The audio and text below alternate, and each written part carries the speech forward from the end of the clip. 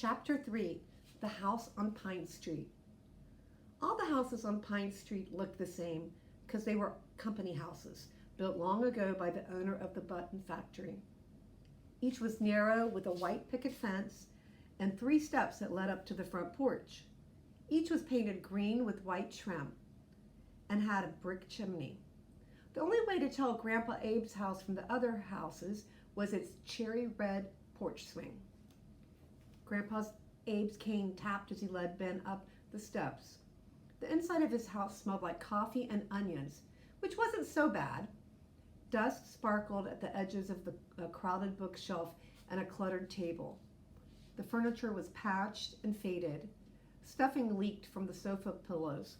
The entire house was the size of Ben's father's garage. "Not much to look at, but it's home," Grandpa Abe said. "I know you're used to much better." Ben set the hamster cage on the kitchen counter right next to a bowl of peanuts and looked around. There was no big screen TV, no chandelier, no fancy Persian carpets, and clearly no housekeeper. Ben opened his hamster cage and dumped in 2 peanuts. They landed with a soft plops in the newspaper litter. As Snooze popped his head out of his nest and grabbed a treat, Ben wondered if his grandfather was poor. Grandpa Abe rubbed the back of his bald head. "Better go get your suitcase and I'll show you where you'll be sleeping." Ben went back outside. A single star had appeared in the now cloudless sky. It never got very dark in Los Angeles because the city never went to sleep. But here in Buttonville, even with the lights glowing, night pressed in with eerie, charcoal-colored shadows. So dark, so quiet. Ben grabbed his suitcase and hurried back into the house. "This is your bedroom," Grandpa Abe said as he opened the door from behind the kitchen. He reached up and pulled a cord that hung from the ceiling.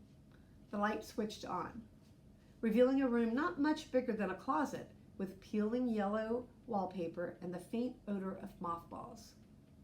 "If I were you, I'd keep that mouse in here, out of Barnaby's reach."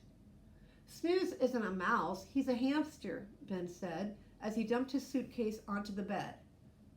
Dust particles jumped off the quilt and took flight through the air like cosmic gymnasts. "Who's Barnaby?" "Who's Barnaby? Barnaby's my cat." "You have a cat?" Ben's heart thumped. He snatched the cage from the kitchen counter and hurried back into the bedroom. "A cat?" "He's an excellent mouser, that cat," Grandpa Abe said proudly. "Mouser? What? You're surprised by that? Cats catch mice. That's what they do," Grandpa Abe said with a dismissive wave of his hand. "But Barnaby's never killed a hamster. As long as you keep the door closed, your hamster will be fine." Grandpa Abe pointed with his cane around the room. "That's your closet and dresser drawers."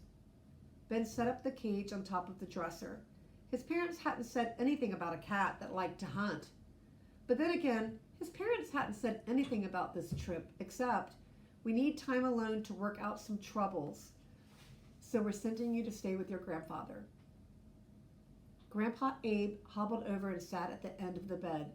"So, what are your plans?" "Plans? For the summer. What do you want to do?" Ben shrugged. "What is there to do?" "There aren't any jobs, if that's what you're hoping for. Ever since the button factory closed, finding work is nearly impossible around here." Dust particles swirled beneath the overhead bulb. "You could come with me to the senior center.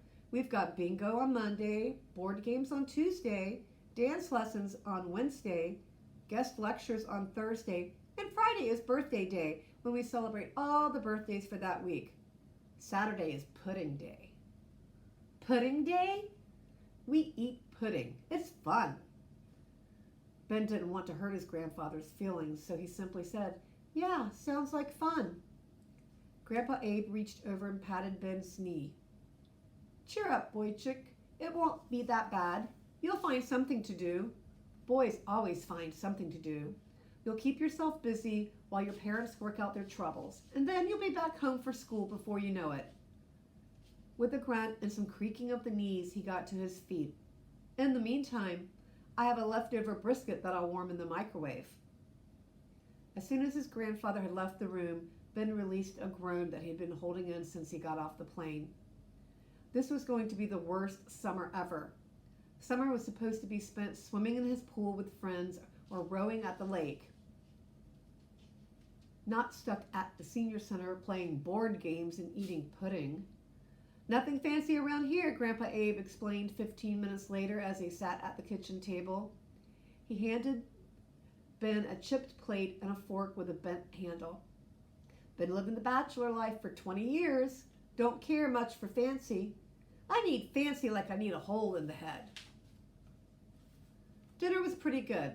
The potatoes were creamy and the brisket wasn't too dry. The pickles were served right out of the jar and the soda was sipped straight from the can. No need for glasses, Grandpa Abe explained. Glasses need to be washed, and I don't like doing dishes. He nodded toward the stack of dirty dishes that towered in the sink. Grandpa Abe didn't seem to care about manners. He chewed loudly, scraping the last bits of food right off his plate and into his mouth. After a loud burp, he wiped his mouth on his sleeve. Ben looked around. Napkins didn't appear to be part of Grandpa Abe's world, so Ben wiped his mouth on his sleeve too.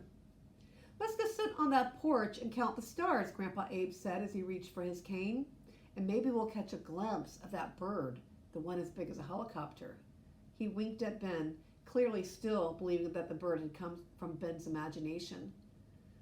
As Ben carried his plate to the sink, he pictured the blonde girl. Dragon, she'd mouthed. Ben frowned. He didn't think for an instant that the rope-tailed bird was actually a dragon. Dragons weren't real. Dragons were stories, and he knew all about stories. But the bird was something, and if not a dragon, then what?